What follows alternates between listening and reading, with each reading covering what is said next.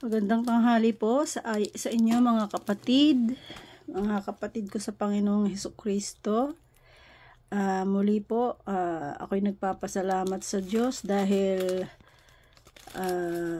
siya ang nagpapadala, siya ang humihipo ng mga taong nakikinig sa binabasa ko po na kasulatan niya upang ang mga tao o ang mga taong nilikha ng Diyos katulad ko ay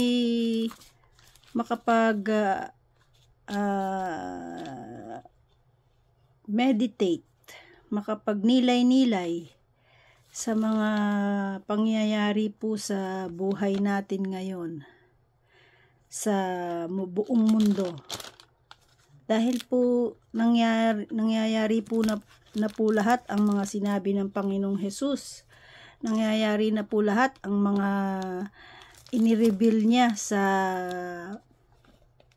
apostol niyang si San Juan, ang pinakabatang disipulo po ng ating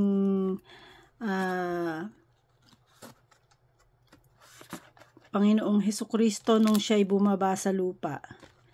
Ngayon naman po, dahil nga po sa pangyayari dito sa mundo natin, ay nais ko pong ibahagi din. At bagay, hindi naman po ako ang nagbibigay ng nag-uudyok nito, kundi ang banal na spirito. Dahil sa pangyayari po sa buhay natin ngayon sa buong mundo, kailangan po nating malaman, marinig mismo sa ating tainga ang tunay na mga revelation ng Panginoong Hesukristo sa ating apostol na si Apostol Juan, Saint John. At siya po ang kahuli-hulihang na iwan na apostol na napili ng Panginoong Hesukristo dahil siya ay may mahalagang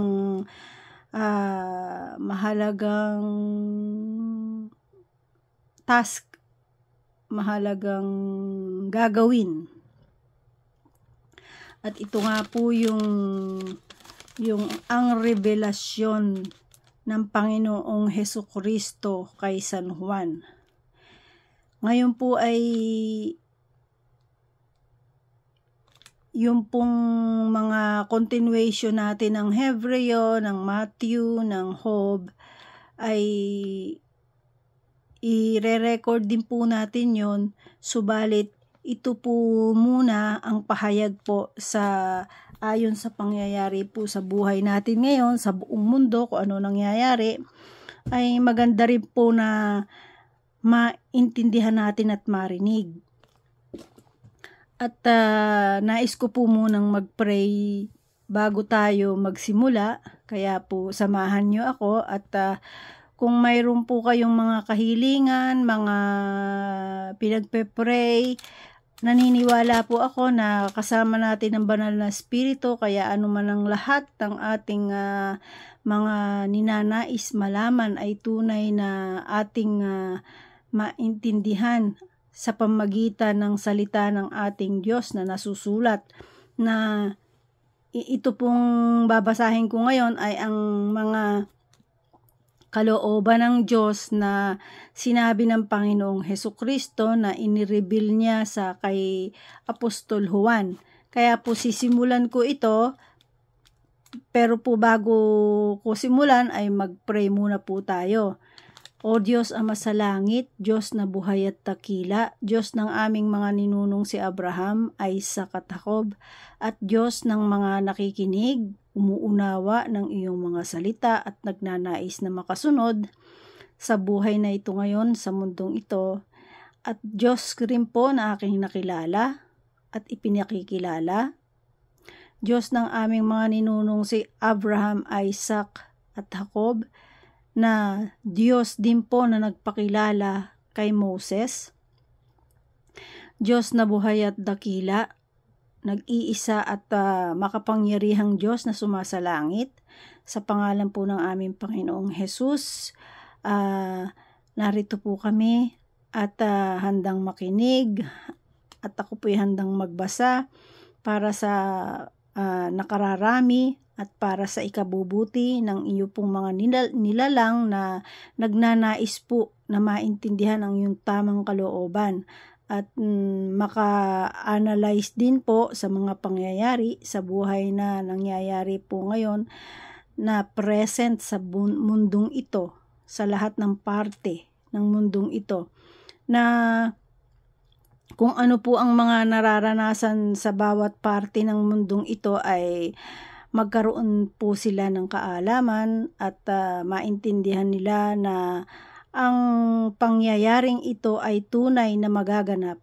Kaya po itinataas ko po aming Amang Banal na sumasalangit sa pangalan ng aming Panginoong Hesukristo na naway abutin mo kami ng iyong mapagmahal at mapaghimalang kamay at naabutin kami ng iyong banal na presensya sa pamagitan ng iyong banal na Espiritu at bigyan kami ng tamang kaunawaan, maintindihan namin ang iyong tamang kalooban at maisabuhay namin bago dumating ang aming Panginoong Hesus. Naniniwala po kami na walang huli na sa pagdating sa pagbabago, pagdating sa pagtanggap ng iyong mga salita. Dahil kayo po ay mapagbigay na Diyos at mapagpahinuhod, kaya po narito po kami sa oras na ito upang alamin ang lahat ng iyong kalooban at nawa po'y basbasan mo kami lahat saan man po kami lugar nang naroroon sa mundong ito ay maintindihan namin ang iyong tamang kalooban.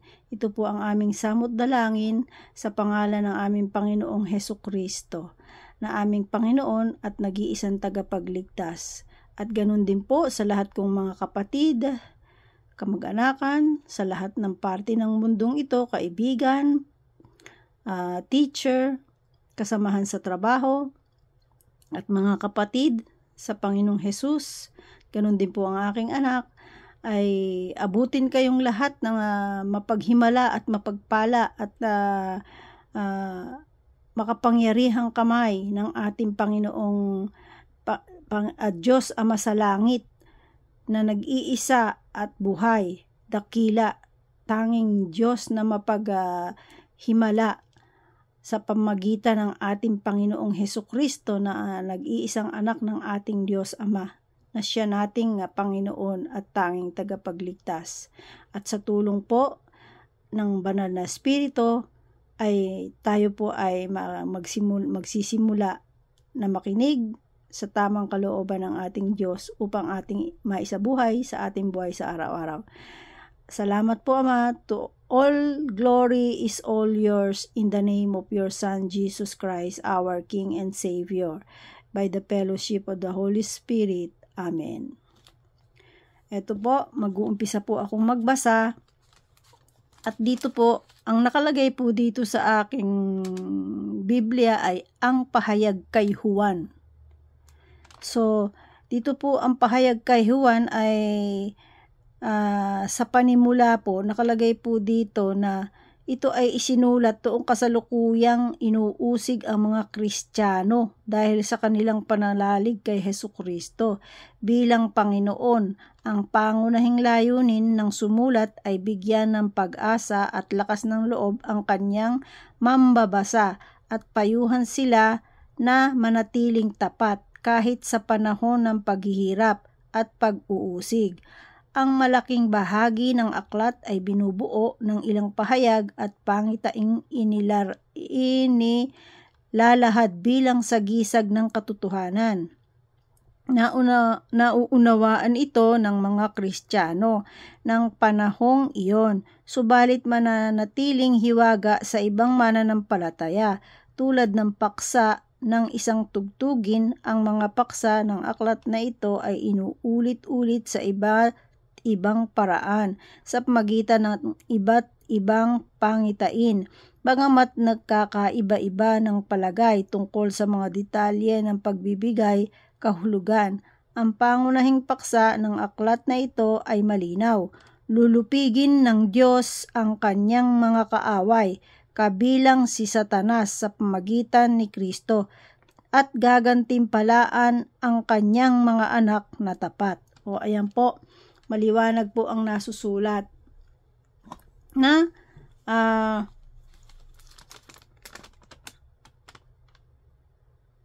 nakalagay po dito, lulupigin ng Diyos ang kanyang mga kaaway, kabilang si Satanas. So, maliwanag po sa atin yan. At ito po, kaya po natin nakikita yung mga pangyayari ngayon sa panahong ito, kasi po nasa huling panahon na tayo eh. Ito po yung revelasyon na ito ay pangyayari sa huling panahon ng mundong ito. Nasusulat po kasi sa Mateo 23:24 na ang pagdating ng ating Panginoong Hesukristo, katulad ng mga nagtanong sa kanya kung kailan ang kanyang pagdating, kaya binigyan sila ng o paliwanag ng Panginoong Hesukristo na pag nakita nyo yung lindol, baha, yung malakas na yung mga kung ano pag-aaway ng mga bansa sa bansa, kaharian laban sa kaharian, yun po ang sign na ang ating Panginoong Hesus ay papunta na at dito sa mundo. Ito po kasi yung pangitain na sinabi na ito pong nakikita natin mga nangyayari. Ito po yung sinabi ng Diyos na hayaan mong ilagay ko sa iyong talampakan ang iyong mga kaaway. Ito na po yon, ito na po yung panahon na yon na kumikilos ang ating Diyos Ama sa langit. Habang hinihintay ng Panginoong Hesukristo yung kanyang tamang panahon ng pagbabalik dito sa pangalawang pagkakataon. Kaya po ano man ang nangyayari ngayon is under control po ng ating Diyos Ama sa langit. Kaya po wag po tayong mag-alala, manalig tayo at patuloy tayong maging tapat sa kalooban ng Diyos. At ngayon po, ito naman po, nakalagay po dito ang contents po nito. Sa panimula ay ang pambungad na pangitain at mga sulat sa 7 iglesia. Pangalawa, ang kasulatang nakalulon na may 7 tatak, ang 7 trompeta, ang dragon at ang 2 halimaw, iba't ibang pangitain, ang 7 mangkok ng puot ng Diyos, ang pagkawasak ng Babilonya at ang pagkatalo ng halimaw, ang bulaang propeta at ang diablo, ang huling paghuhukom, ang bagong langit, ang bagong lupa, ang bagong Jerusalem, pagwawakas. Ayan po, ito po'y binasa ko sa inyo kung ano yung contents ng pahayag ng Panginoong Hesus sa ating si Apostol Pablo. Kaya ibinigay ko po sa inyo, bali ito po ay 1, 2, 3, 4, 5, 6, 7, 8, 9, 10, 10 po ito na contents ng pahayag na ito. Na ito po ay aking babasahin sa inyo. At para maliwanagan po natin, malaman natin kung ano ba talaga ang nangyayari sa mundo natin. Kaya po ito ngayon ay uumpisahan ko po sa Kapitulo 1. Kapitulo 1 po, babasahin natin. Pero po itong pahayag na ito ay naglalaman nga ng 10 pangyayari o mangyayari. Kaya po ito ay napakahalaga nating malaman. Kaya po dapat po yung continuation ng Hebreo ang itutuloy ko, pero dahil nga po sa nangyayari sa ating mundo, importante rin po na ito ay ating maalaman. Kahit hindi naman dire-diretso, ay maintindihan natin. Ito po ang Kapitulo 1 ay naglalaman po siya ng pagbati sa 7 iglesia. Tapos, isang pangitain tungkol kay Kristo. Ang sulat sa iglesia sa Epeso. Ayan po, babasa po ako hanggang Kapitulo 2. Makakaya po ng oras natin hanggang Kapitulo 2, babasahin ko po. At least meron tayong marinig tungkol dito sa pangyayari dito sa ating mundo. Tapos po, itong Kapitulo 2 naman po, ang nakalagay dito ay, ito na nga po, ang sulat sa iglesia sa Smyrna, ang sulat sa iglesia sa Pergamo. Makikita po natin kung dito po sa mga sulat na ito maganda po ang nilalaman nito Makikita nyo po kung ano kayo kung sino kayo dito, kung saan kayo dito. Kaya po, umpisahan na po natin para tayo ay makaabot sa oras. Isa-isang oras lang naman po ang aking record, kaya kailangan natin maibasa.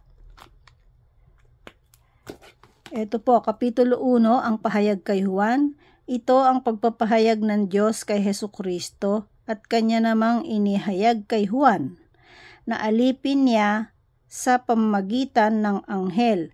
Ang layon ng paghahayag na ito'y ipabatid sa mga alipin ng Diyos ang mga bagay na malapit ng maganap. Ito ang bagay na malapit ng maganap. Ito ang patutuo ni Juan sa mga nakita niya tungkol sa inihayag ng Diyos at pinatunayan ni Hesukristo. Mapalad ang bumabasa ng aklat na ito, ang mga nakikinig sa hulang inihahayag nito at tumutupad sa nasusulat dito, sapagkat ang lahat ng ito'y malapit ng maganap. O ayan po, maliwanag po nakasulat dito ha. Mapapalad ang mga bumabasa at nakikinig at tumutupad. So, 3 po yun.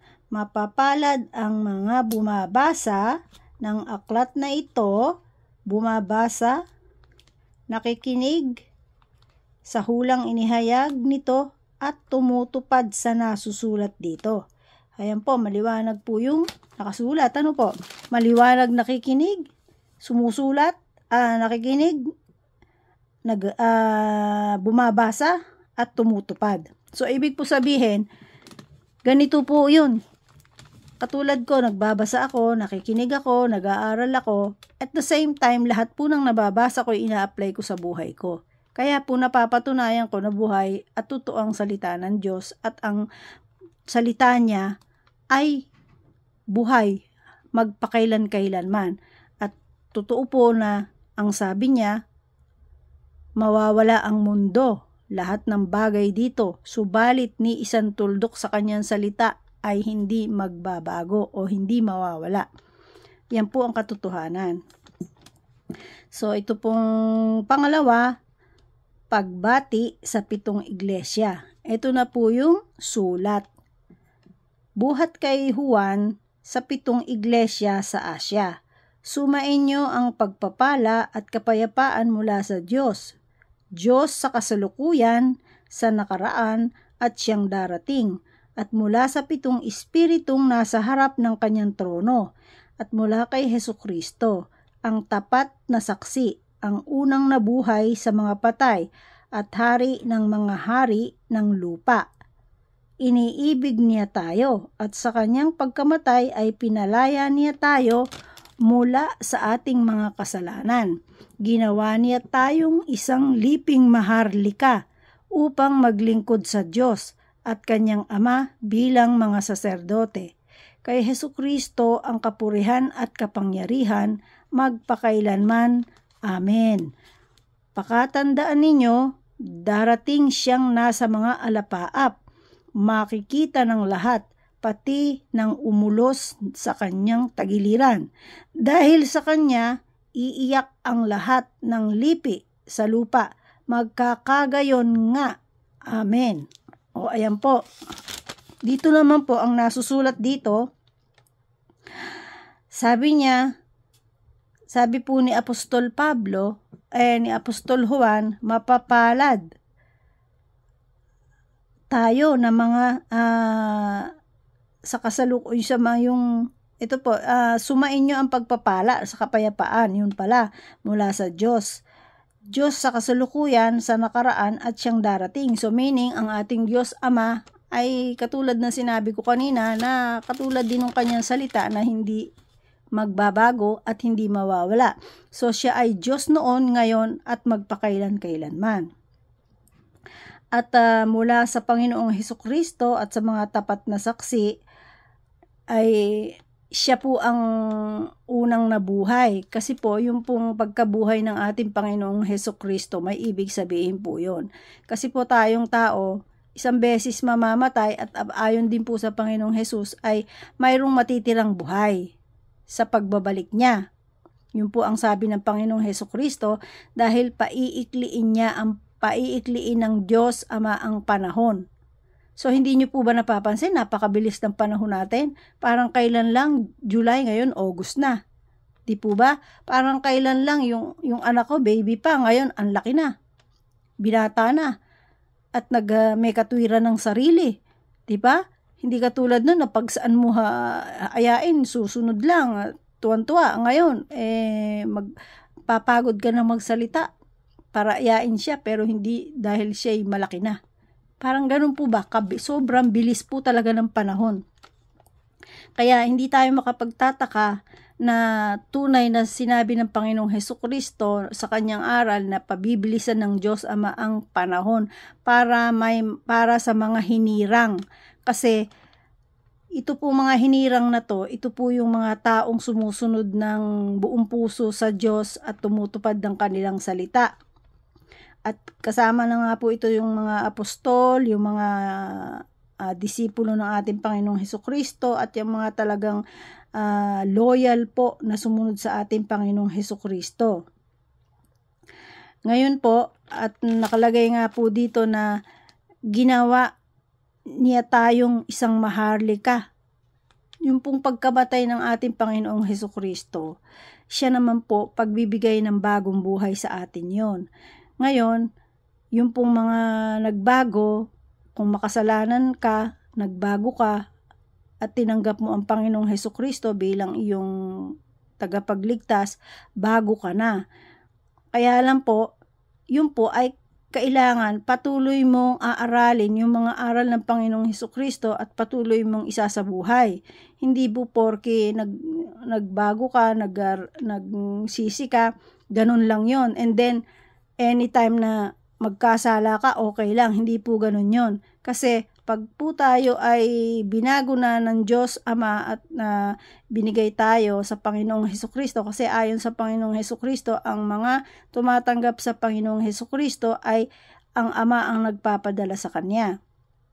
So ngayon po, kung tayo ay magiging tagasunod ng ating Panginoong Hesukristo, naturalmente na kung ano yung pinagdaanan ng Panginoong Hesukristo na pagsisikap para tayo makapagtagumpay, gagawin din po natin. Dahil binigyan naman po tayo ng Panginoong Hesus ng, kumbaga, para tayo lumakas na ang mundo at ang lahat ng kasamaan sa mundo ay matagal na niyang napagtagumpayan. Yun po ang tatandaan natin. Kaya po sinabi niya na siya isa sa atin hanggang till the end of time, sa atin siya, sabi niya. Kaya po, ang isa po sa katunayan na sa atin siya na maiintindihan natin na mas malinaw na sumasa atin siya ay ito pong mga aral niya, ito pong mga salita niya. Kasi po ay ito ang lumalabas na ito po yung voice niya, voice ng Panginoong Hesukristo, na ang tatanggap ay mabubuhay. Ang sabi ng Panginoong Hesus, ang makikinig at ang makakarinig ay mabubuhay. Yun ang po ang sabi ng Panginoong Hesukristo. Kaya tayo, makikinig tayo, susunod tayo sa aral, at isasabuhay natin. Tunay po, mahirap sumunod sa aral ng Diyos dahil naglipa na ang masamang espiritu. Totoo po yun. Kaya po maintindihan nyo rin po dito na talagang naririto yung kampon ng kadiliman na siyang mismong lumilinlang sa mga tao. Ayan po. Ito naman po ay continuation po natin. Pakatandaan ninyo, darating siya, nasa mga alapaap, makikita ng lahat, pati ng umulos sa kanyang tagiliran, dahil sa kanya iiyak ang lahat ng lipi sa lupa. Imagine nyo, pati yung tumulos ng tagiliran ng Panginoong Hesus, makikita siya mula sa alapaap. Mangyayari po yun kung bakit sinasabing makikita siya. Kasi po, ang huling panahon po, ang pagbaba ng Panginoong Hesukristo, nasusulat po dito sa Revelation, maglalaglaga ng mga bituin, hindi na magbibigay ng liwanag ang buwan at ang araw. So, ang ibig po sabihin nun, magdidilim ang buong mundo. So, sa pagdidilim po ng buong mundo, ay biglang liwanag mula sa langit. Doon po, kaya makikita ng buong mundo ang ating Panginoong Hesukristo. Kasi mawawala ng liwanag ang buong mundo, kumbaga magdidilim siya. Kasi nandito rin po, nakasulat po dito yon, bagamat nabasa ko na pong una.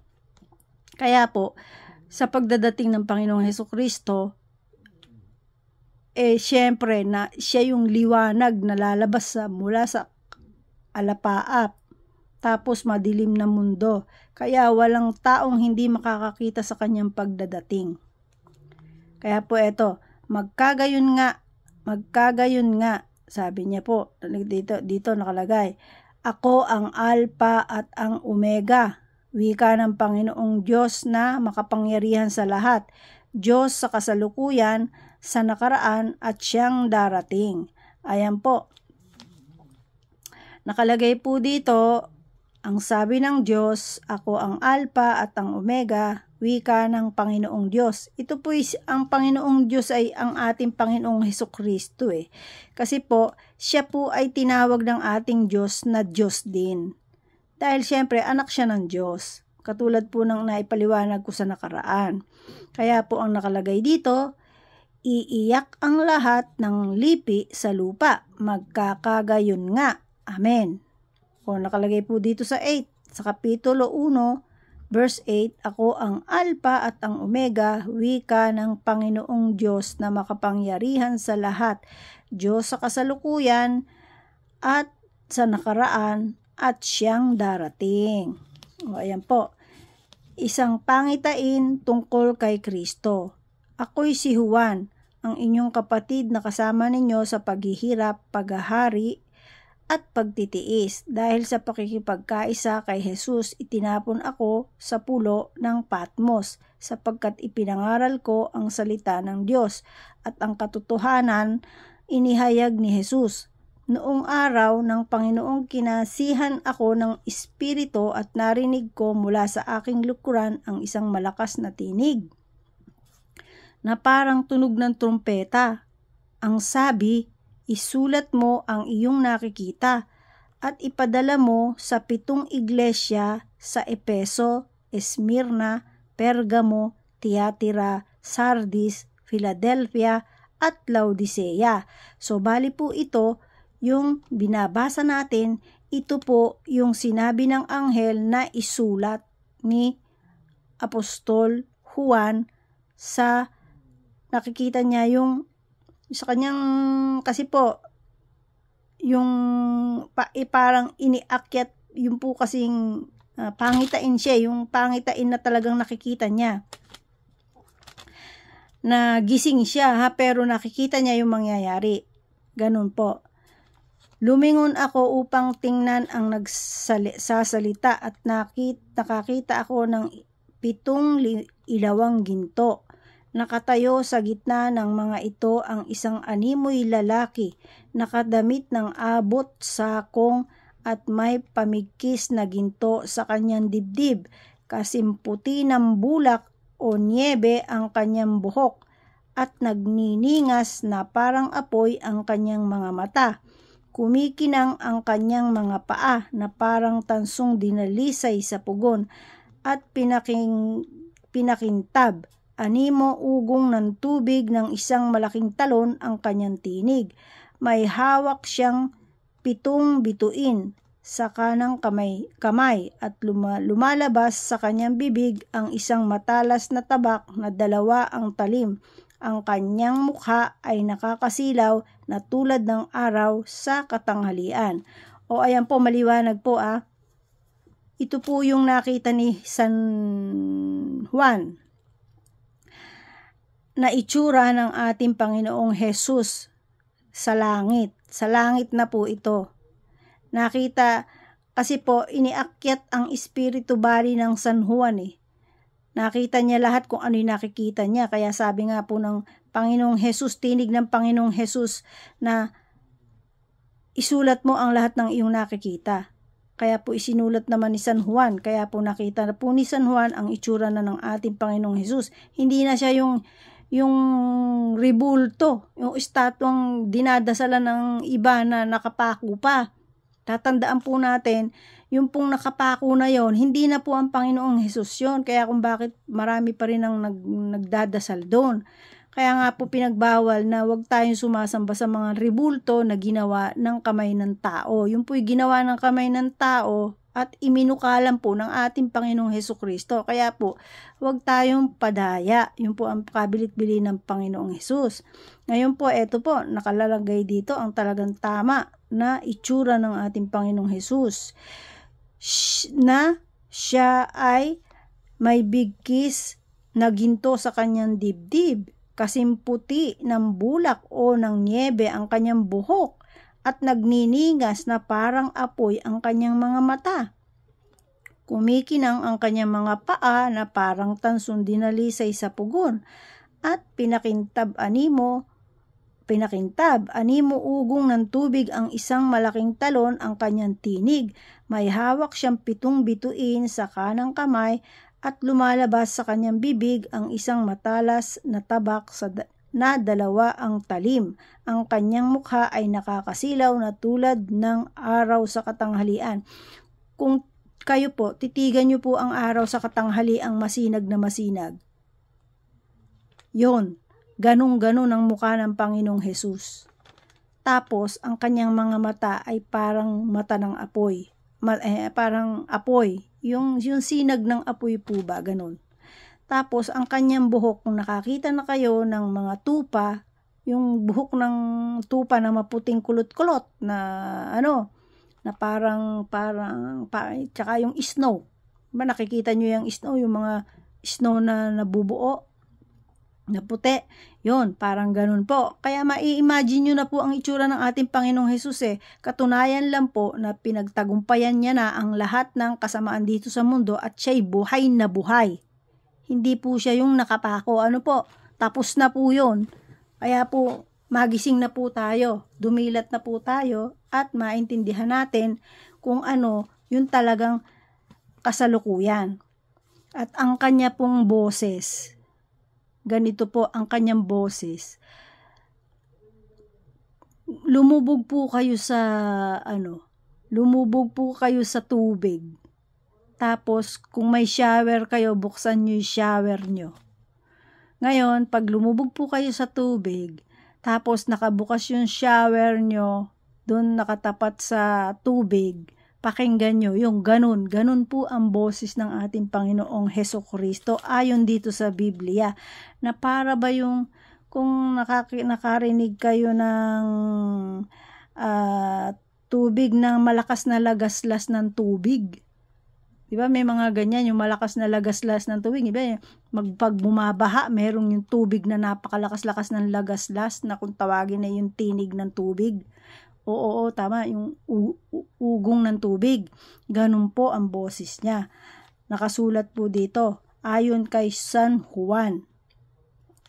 Kaya po dito makikita natin na talagang kapag sasabihin natin na lalakas po ang inyong loob kapag malalaman nyo itong katagumpayan ng ating Panginoong Jesus kapag nalaman nyo kung ano kaya ang kanyang itsura. Ngayong buhay na buhay siya. Yun po dapat ang lagi natin tinitignan. O ayan po. Ito po sa kahuli-hulihan kong binasa, may nakalagay dito na 7 mayroon siyang asan na ba yan? Ayan. May hawak siyang 7 bituin sa kanang kamay at lumalabas sa kanyang bibig ang isang matalas na tabak na 2 ang talim. Yun po yung tabak na sinasabing 2 ang talim. Ano po yun Yun po yung salita ng Panginoong Hesus. Yun yung sinasalita niya. Kasi po hindi ba kayo nakakapansin? May mga tao na kapag nakakarinig ng salita ng Diyos, ng salita ng Panginoong Hesus, lalo pat kung tinatamaan sila, di ba ayaw nilang marinig? Para silang tinutusok. Parang tinutusok sila ng 2 talim sa kanilang katawan kasi yung mga salitang yon tumatama sa kanila. Pero pag ganun po, dapat hindi tayo matakot. Dapat imbis na ganun, maintindihan natin na mahal tayo ng Diyos at pinapaalalahanan tayo na umalis na tayo sa pagkakasala. Ganun po yon. Kaya po nakakaramdam ang mga tao na yung parang tutusukin sila ng matalas na may 2 ang talim. Ganon. Salita, pag nakakarinig sila ng salita ng Diyos. Kasi gano'n naman ang tao kapag ayaw nila ng salita ng Diyos at sila ay nasa kasalanan, gano'n po ang pakiramdam ng tao Kasi nangyari din po sa akin yan na may mga bagay na akong ginagawa noon na pag naririnig ko, nakokonsensya naman ako gano'n. Nakokonsensya ako kaya nung sumunod na ako sa batas ng Diyos, tumanggap na ako sa Diyos at sa buhay ako ng Diyos, ng salita niya, talaga pong kailangan gawin mo yun kung mahal mo ang Diyos. Gagawin mo po yun, magagawa mo pag mahal mo talaga ang Diyos.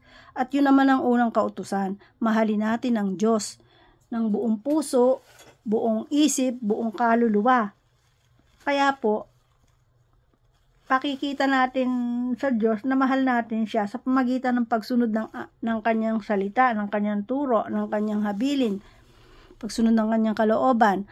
At ipapakita rin po ng Diyos sa atin kung paano niya ginagawa yung pangako niya sa mga taong sumusunod sa kanya. Kasi yan po ay subok ko na rin, proven ko rin po yan. Kaya po, ito na po tayo sa Kapitulo 1:17. Dito po ako sa may hawak siyang 7 bituin sa kanang kamay at lumalabas sa kanyang bibig ang isang matalas na tabak na 2 ang talim. Ang kanyang mukha ay nakakasilaw na tulad ng araw sa katanghalian. Pagkakita ko sa kanya, para akong patay na nalugmok sa paanan niya. Ngunit ipinatong niya sa akin ang kanyang kamay at sinabi, "Huwag kang matakot. Ako ang simula at ang wakas." Yung pong simula, Alpha, yung Omega, wakas. Kaya po sinasabi ng Panginoong Hesus na ako ang Alpha at ang Omega. At ang nabubuhay. Namatay ako, ngunit masdan mo ako'y buhay ngayon. O maliwanag po ang sabi ng Panginoong Hesus Namatay ako, ngunit masdan mo ako'y buhay ngayon. Kaya po kung kayo'y nabubuhay pa dun sa patay si Jesus Christ, nakapako si Jesus Christ, magbago na po tayo ng buhay. Alisin na natin yon. Ang Panginoong Hesus buhay na buhay na. Huwag na po tayong dumadasal-dasal pa dun sa ribultong yon na ginawa ng kamay ng tao. At mananatiling buhay magpakailanman. Nasa ilalim ng kapangyarihan ko ang kamatayan at ang daigdig ng mga patay. Ngayon po, kaya po sinasabing na pagtagumpayan na ng ating Panginoong Hesukristo, kung dati ang kamatayan ay hinahawakan ni Satanas, ngayon po, nasa ilalim ng kapangyarihan ko ang kamatayan at ang daigdig ng mga patay. Ayan po ang sabi ng Panginoong Hesukristo, maliwanag na maliwanag. Kaya't isulat mo ang iyong nakikita, ang nangyayari ngayon at ang mga mangyayari pa. Ito ang kahulugan ng 7 bituing hawak ko. Ang 7 ilawang ginto, ang 7 bituin ay mga anghel ng 7 iglesia at ang 7 ilawang ginto ay ang 7 iglesia. Ayan po. maliwanag. Ito po ay napakahalagang aral. May hawak po ang Panginoong Hesus na 7 ilawan at 7 ilawang ginto at 7 bituin sa kanyang kamay. Kaya po kung makikita nyo yung picture na yon ng Panginoong Hesus na inilalarawan na siya ay may hawak na 7 bituin at 7 ilawang ginto. Yung pong ilawang ginto, yung po yung 7 iglesia. Yun na nga po yung binanggit kanina. Yung Efeso, Smyrna, Pergamo, Tiatira, Sardis, Philadelphia at Laodicea. Yun po yung iglesia na yon sa Israel. At ang bawat iglesia po ay may isang anghel na nakabantay. Ayan po ang maliwanag. Ang 7 bituin ay mga anghel ng 7 iglesia at ang 7 ilawang ginto ay 7 iglesia. Kaya po bawat isang iglesia may isang anghel. Kaya po ngayon sa panahon natin, kailangan po maging matalino tayo. Kasi po, kung sa Israel po yung 7 iglesia na yan, may mga iglesia rin po sa mga hentil na sumusunod dyan. Kaya po tayo ay maging mapanuri sa bawat espiritu na ina-attend nating mga relihiyon. Kaya nga po sinabing mapalad ang nagbabasa kasi makikita nila yung karunungan, kaya malalaman nila kung yung bang iglesia na yun ay tama at yung bang iglesia na yun ay mali, yung ba ay huwad, yun po ang pinakamaganda. Kaya po sa ating pagbabasa ay kaya nga po mapalad daw ang magdagbabasa. Kasi magkakaroon tayo ng karunungan pag tayo nagbabasa. Ayan po.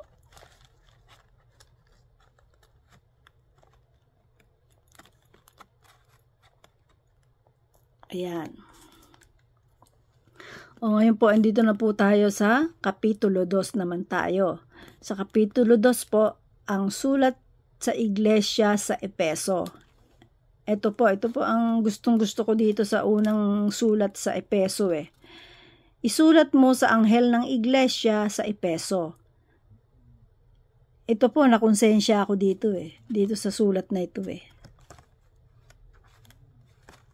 Kasi po noon, nung ako'y 2010, maibahagi ko, nung 2010 ako nag-start, bumili ko ng pasok ko ng laptop, talagang nag-ano ko ng wifi para maumpisahan ko yung pinangako ko sa Diyos na ibahagi yung salita sa Facebook. Sa Facebook po ako nagsimula ng talagang seryosohan.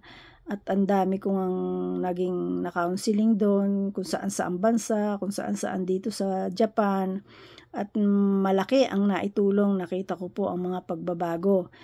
At nung pumasok ako sa unang pagpasok ko sa Facebook, grabe ang mga murahan dyan, ang mga salitaan dyan. Pero dumating po dahan-dahan nakita ko hanggang sa umiba na ang daloy ng Facebook. Talagang marami na yung mga pinagbabawal, ganyan.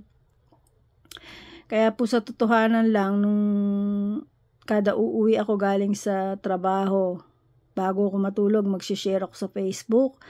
At ang natatandaan ko pong huling-huli kong pag-share ko, yung tsunami dito sa Japan sa gawin nung sa Miyaken nga ba yan? Doon yung tsunami doon, kaya dumating po yung pagkatapos ko pong magbahagi sa Facebook, natulog na ako. Pagtulog ko, ginising na lang ako ng anak ko. Yung anak ko nasa junior high school that time. Sabi nung anak ko, Mami, buksan mo yung TV, ganito, ganyan, tingnan mo, dali, ganyan. Tapos, naramdaman daw nila yung lindol, lahat. Samantalang po ako, sarap ng tulog ko ganyan po yung mga anak ng Diyos. Tapos sabi niya, naramdaman mo Mami lindol, kami naramdaman namin sa school, ganyan, tignan mo. Tapos nakita ko na nga po yung tsunami, March 11 po yun March 11, 2000, ano ba yun? Basta March 11 siya. Tapos sabi ko po, naku, bago ako matulog, nag-share ako ng sa Facebook. Tapos pinagkatiwala ko na sa Diyos ang aking espiritu, ang tungkol sa aking mga sa pamilya ko bago ako matulog. Tapos imagine mo, natulog lang ako, ganyan na yung pangyayari. Kaya po, totoo na tayo, bago matulog, ay tayo magpasalamat sa Diyos at ipaubaya natin sa Diyos ang ating buong kaluluwa at ang ating espiritu. Ibigay natin sa Diyos dahil tayo, pag natulog, hindi na natin alam kung ano nangyayari. Ayan po yun. Kaya po ito, itong babasahin ko, ito yun. Kasi, nung naging busy ako na ano ako doon sa trabaho ko, sa pagkuha ko ng license, na busy ako, tapos napa-absent ako dito sa aking pag-share. Ngayon, ito, maririnig ko po ito, kasi ako talagang, pag hindi ako nagbabasa, nakikinig ako sa audio ng Biblia. Alam niyo po, ito yung laging binabanggit dito Kapitulo 2, isulat mo sa anghel ng iglesia sa Epeso. Ito ang ipinasasabi ng may hawak ng 7 bituin sa kanyang kanang kamay, ang lumalakad sa gitna ng 7 ilawang ginto. Nalalaman ko ang mga ginawa mo, ang iyong mga pagpapagal at pagtityaga. Alam kong namumuhi ka sa masasama. Sinubok mo ang mga nagpapanggap na apostol at napatunayang mong sila'y bulaan. Alam ko ring matyaga ka. Nagtiis ng maraming hirap alang-alang sa akin at hindi nanlupaypay. Ngunit ito ang pinagdaramdam ko sa iyo. Nanlamig ka na sa akin. Hindi mo na ako mahal tulad ng dati. Alalahanin mo ang dati mong kalagayan. Pagsisihan mo at talikdan ang iyong masasamang gawa at gawin mong muli ang mga ginagawa mo noong una. Kapag hindi ka nagsisi, paririyan ako at aalisin ko ang kinalalagyan ng iyong ilawan. Ngunit ito naman ang napupuri ko sa iyo. Kinapuputan mo rin tulad ko ang ginagawa ng mga Nicolaita. Kung may pandinig kayo, dingginin ninyo ang sinabi ng Espiritu ng mga iglesia. Sa magtatagumpay ay ibibigay ko ang karapatang kumain ng bunga ng punong kahoy na buhay na nasa halamanan ng Diyos. Ito po ang laging kumukonsensya sa akin dahil lahat po ng kasulat dito ay totoo, ginawa ko po yun. Nagsikap ako lahat ng mga relihiyon, sinubukan ko at talagang galit ako sa mga taong nagsasabi na ganyan, pilit na pinapautos sa pinapasunod sa mga tao yung mali kasi nandito po sa Biblia ko kaya alam ko yung mali yung mga pinapasunod Tapos pag po may nakikita akong ganit, pinaliliwanag ko pong mabuti, ganyan. Nung nabisi ako dahil kumuha ako ng lisensya, tapos busy ako sa bahay, panggabi ako, ganyan. Ayun, doon po medyo nabawasan po yung pag-aano ko. Hanggang sa yung laptop ko nga po, hindi ko na pa-upgrade. Kaya hanggang ngayon yung aking laptop bagong-bago pa rin. Sabi pag pina-upgrade daw para mas magandang bumili na lang daw ako ng bago. Ganun po ang sabi sa akin. Yun po ang ginagawa ko po kasi nakikinig ako nito. Ngayon ito po ang nakita ko. Lagi akong kinukonsensya nito. Kaya eto muli naririnig nyo ako po. Dahil ito po ang kumonsensya sa akin. Totoo po yun. Ito po, nasa Kapitulo 2, 8 na po tayo. Ang sulat naman po sa iglesia ng Esmirna. Isulat mo sa anghel ng iglesia ng Esmirna. Ito ang ipinasasabi niya na siyang simula at wakas, ang namatay at muling nabuhay. Nalalaman ko ang mga pagsubok na dinanas mo. Alam kong mahirap ka, ngunit ang totoo'y mayaman ka. Nalalaman ko rin ang mga paninirang puri sa iyo ng mga nagpapanggap na mga Hudyo, ngunit ang totoo sila'y mga kampo ni Satanas. Huwag mong katakutan ang mga pag-uusig na malapit mo nang dinasin. Tandaan mo, ipabibilanggo ng dyablo ang ilan sa inyo bilang isang pagsubok. Magtitiis kayo sa loob ng 10 araw, manatili kang matapat hanggang kamatayan, at ipagkakaloob ko sa iyo ang putong ng buhay. Kung may pandinig kayo, dinggin ninyo ang sinasabi ng Espiritu sa mga iglesia. Ang magtatagumpay ay hindi magdaranas ng pangalawang kamatayan. Ayan po. Ibig po sabihin kasi ng pangalawang kamatayan, at itong pong katawan natin ay mamamatay ito eh. Pero may buhay po tayo sa loob, yung taong loob natin. Yun po yung sinasabi na kailangan mapagtagumpayan natin para yung taong loob natin manatiling buhay. Yun po yun. Kasi po, pag sinabing may dalawang kamatayan, ibig sabihin po, pag tayo hindi nagbago, mamamatay din po yun, papatayin din po yun, ihuhulog sa lawang kumukulong apoy. Yun po yun. Naririto po sa Biblia yun. Ito naman po tayo sa ang sulat sa Iglesia Pergamo. Kapitulo 12. Isulat mo sa anghel ng iglesia sa Pergamo. Ito ang ipinasasabi ng may hawak ng matalas na tabak na 2 ang talim. Nalalaman kong nakatira ka sa kinaroroonan ng luklukan ni Satanas. Gayon may nananatili kang tapat sa akin. Hindi mo tinalikdan ang iyong pananalig sa akin kahit noong si Antipas na tapat kong lingkod ay patayin diyan sa bayan mong tinitirhan ni Satanas. Ngunit may hinanakit ako sa iyo dahil sa ilang bagay may ilan sa inyo na sumusunod sa aral ni Balaam na nagturo kay Balak na magbunsod sa mga Israelita na magkasala. Dahil dito kumain sila ng pagkaing inihandog sa mga Diyos-Diyosan at gumawa ng mga kahalayan. May ilan din sa inyong sumusunod sa aral ng mga Nikolaita. Kaya nga, pagsisihan ninyo talikdan ang inyong mga kasalanan. Kung hindi, paririyan ako sa lalong madaling panahon at pupuksain ko ang mga taong iyon sa pamagitan ng tabak na lumalabas sa aking bibig. Kung may pandinig kayo, dinggin ninyo ang sinasabi ng Espiritu sa mga iglesia. Sa magtatagumpay ay ibibigay ko ang nakatagong pagkain mula sa langit. Bibigyan ko rin ang bawat isa sa kanila ng puting bato na kinasusulatan ng isang bagong pangalan na walang sinumang nakakaalam maliban sa tatanggap niyon. Ay, ang galing po. Ayan po oh. Ang magtatagumpay, bibigyan ng bagong pangalan. Ganda-ganda po. Ito naman po yung, kasi dito yung sinasabing na kahit nandun ka sa paligid ni Satanas, hindi mo siya, ako naranasan ko yan eh. Ako talaga nasa paligid ako ng maraming kalaban, pero talagang ang Diyos pa rin ang aking pinanghahawakan. Kahit paano mangyari, kahit pa sabihin mong na nasa paligid ako ng puro ahas, talaga pong ang tangi kong kinakapitan ay ang ating Diyos, ang sa langit, ang ating Panginoong Jesus.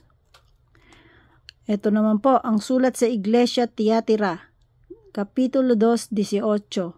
Isulat mo sa anghel ng iglesia sa Tiatira.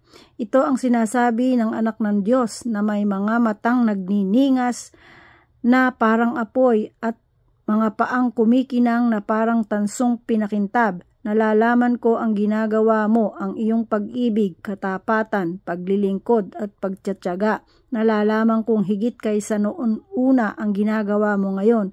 Ngunit ito ang masasabi ko laban sa iyo. Pinapayagan mo si Jezebel, ang babaeng nagpapanggap ng sugo ng Diyos. Nililinlang niya ang aking mga lingkod. Ibinubulid sa kahalayan at inuudyo kang kumain ng pagkaing inihandog sa mga Diyos-Diyosan.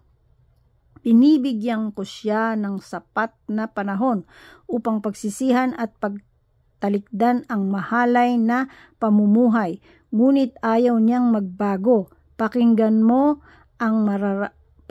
mo, mararatay siya sa higaan, pati ang mga nakiapid sa kanya.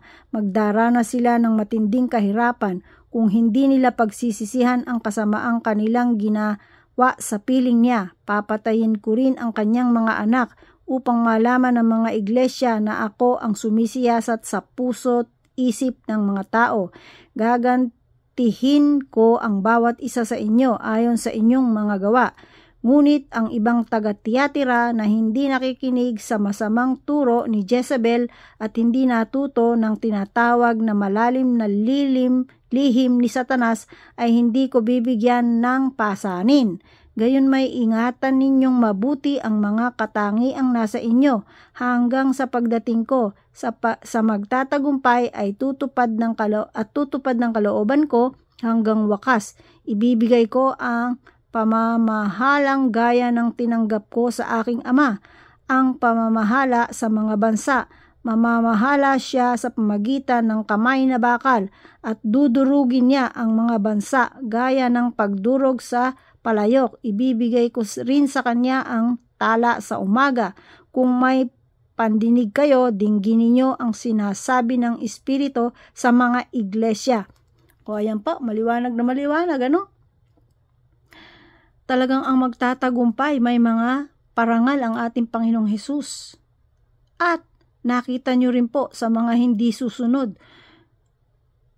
At na lagi pong binabanggit dito, yung mga pagkaing inilalagay sa mga Diyos-Diyosan. Nakita nyo po yung may mga Diyos-Diyosang mga imahen na mga rebulto na nilalagyan ng mga mansanas, lemon, pongkan, mikan, orange, o kung ano-ano pa. Tapos kakainin nyo yun. Naku po, yan. Nakalagay po rito, pinagbabawal ng ating Diyos, yan, ng ating Panginoong Hesukristo. Yan, ang lumalabas po kasi doon ay nakikiapid kayo sa ibang Diyos, hindi sa ating Panginoong Hesukristo kayo sumusunod at hindi rin sa kalooban ng ating Ama.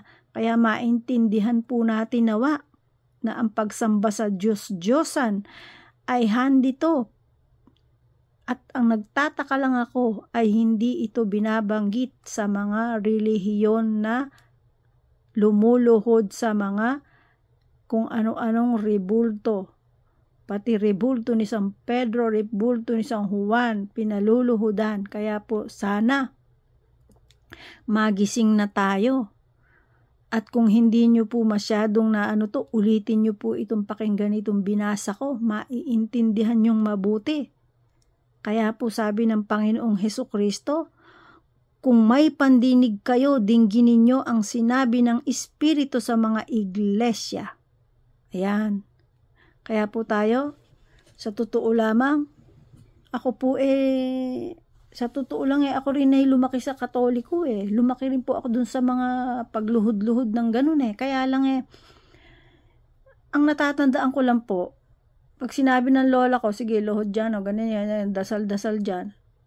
Wala lang, parang sinunod ko lang yung lola ko, ganun lang. Pero wala ako dun sa presensya nung pagdadasal ng kung ano-ano. Yun po ang napansin ko dun na alala ko sa aking pagkabata Tapos basta yung kumbaga yung mga ginagawa ko nung bata ako, parang pagsunod ko lamang po sa mga nakakatanda sa akin Ngayon po, naintindihan ko kung bakit ganon.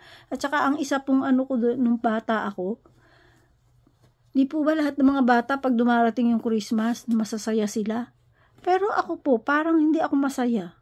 Parang Christmas Basta binigyan lang ako ng lola ko ng bagong damit. Yan, salamat, tutuwa ako. Pero yung sinasabi nila na talagang hanggang ngayon, ngayon naintindihan ko po kung bakit pala ako ganun. Kasi po talagang hindi talaga pala ako doon. Ibig sabihin, meron talagang ako'y bata pa o bago pa lang ako pinanganak ng nanay ko, may plano na talaga at meron na pa talaga akong obligasyon sa Diyos. Kaya po yan po, ayan, itinataas ko po ang salita ng Diyos, kalooban ng Diyos na inaral ng ating Panginoong Hesukristo. Ayan po, sa awa ng Diyos, natapos natin yung pahayag, Kapitulo 1 hanggang 2. Ayan po, nabasa natin. Kaya po, kayo na po ang bahalang magpaumanhin. Sa totoo lamang ko, gusto ko pong habaan Kaya lang 1 oras lang po ang ating inaanilalaan dito. Kaya po, para rin po naman hindi masyadong maano sa inyo kung nagdadrive kayo hanggang 1 oras, edi tamang-tama po ito. Kaya po muli po, magdasal po tayo. Ama namin, Diyos Ama sa langit, Diyos na buhay at dakila, sa pangalan po ng aming Panginoong Hesukristo at sa pakikipisa ng banal na Espiritu mo, maraming salamat po at nawa po lahat ng aming narinig, nabasa ay maintindihan namin, maisapuso at tunay na makita po ng mata ng aming puso at maisabuhay namin, maipagpatuloy namin upang ang anumang mga gawa ng kaaway sa aming buhay ay aming mapagtagumpayan. Ito po ay tinataas namin sa pamagitan ng dugo ng aming Panginoong Hesukristo, ay binebreak po namin ang lahat ng pang-istorbo ng kaaway sa aming buhay. Maraming salamat po at nawa po'y patnubayan niyo lahat ang aming mga mahal sa buhay at anumang aming mga kahilingan at ang aming mga kailangan sa aming buhay. Nawa po ay pagkaloob niyo sa pamagitan ng pangalan ng aming Panginoon at tagapagligtas na si Kristo Jesus. Amen. Salamat po at magandang hapon po sa inyong lahat, mga kapatid. Hanggang sa muli po, sa continuation po ng ating ang pahayag ng Panginoong Hesukristo kay Juan. Salamat po. God bless you all.